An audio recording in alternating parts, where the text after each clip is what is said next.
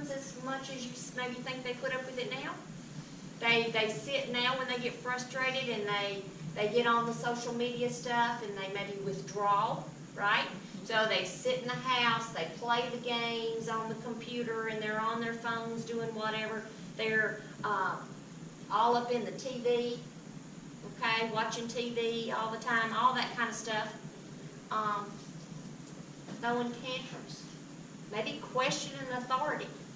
How often did you all get away with questioning authority from your parents or grandparents? You didn't really think about it. You just knew you didn't want to. Was it an option? It wasn't an option. I grew up going, anybody ever remember Oakland Elementary School?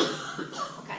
I went to Oakland Elementary School from the 1st grade till the 7th grade. Two-room classroom, 1st through 8th grade. 2 teachers, okay?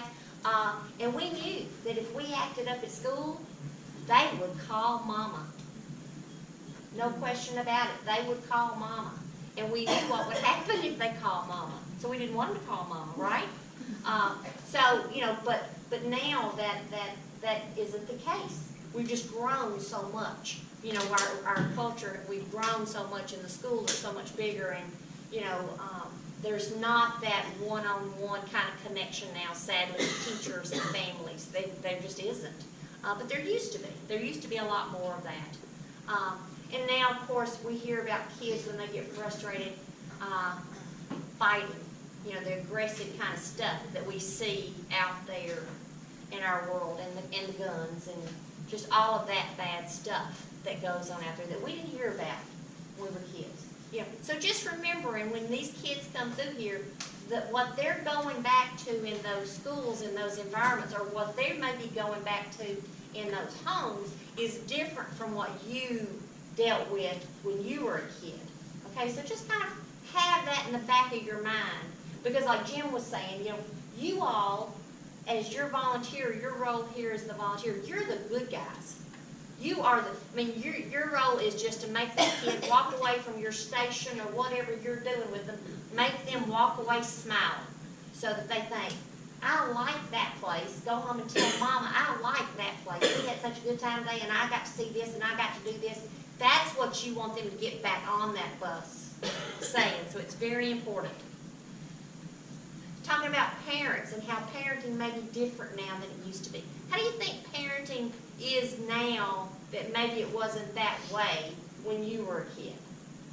I think when we were kids, we had more time to be off with our friends without so much parental supervision. And now parents seem to be at everything their kids are doing, or they're dropping them off to be under some other adult supervision. And why is that, wonder? Because of a lot of predators out in the world. Yeah. We used to go outside and play. I'm from the generation where we had to sit as kids and see that Adam had been taken and that he didn't live. Yeah. You know, Yeah. so that was instilled in us. Yeah. You know. And, you know, If I take my kid into town now, I've got a 15-year-old, and he's got a real nice bike, and I'll drop him off in the square, and he knows the parameters of what streets he's supposed to ride to, and whatever. And if I do that, I can't tell any parents. I've said, hey, you know, I'm going to go do this. I'll drop him off at some and such time. I'll be back to pick him up at some and such time. I'll give him lunch money or whatever. Then go to Burger King, get some to eat or whatever, Sonic or something. And I've been flat told my face I'm a horrible parent because I let my kid go into town like that. How dare I not have him under constant, parent? you trust your child, though, to stick with those parameters you set for I'd him. like to think that I do, but I also know that he's got his phone in his pocket and I got a GPS tracker. So I'd love to say that I have that kind of trust because I know I used to wander off 10, 15 miles. There's something known as parental responsibilities. That's parental responsibilities about knowing what your kids are doing. Because I think it's important that we know what our kids are doing. And if they're into something they ought not be into, then I personally think that it's our responsibility as a parent to know that and be the boss. Years ago, my son, I have a 28-year-old son, and years ago, when he was in early middle school, I believe, one of his friends, the mom was going to let him do something. So my child, of course, came home and said, I want to go do such and such. And I said, well, no, we're not going to do that. Well, Hunter's mom was going to let him. I said, well, that's fine, but we're not going to do that. Okay? your dad and we're not gonna let you do that. He said, this isn't helping our friendship. Wrong thing to say, this old girl. I said, I'm not your friend, I'm your mama. Sometimes I think now the parents want to be the friend. They don't want to be that authority figure in that parent. You know, I love both my parents, but they didn't try to be my friend. You know, that's not what they did. When I got grown and stuff, you know, I had that much more of a friendship kind of relationship with my mom, you know. But not when I was little. I knew she was the authority figure. But now that's different for a lot of kids.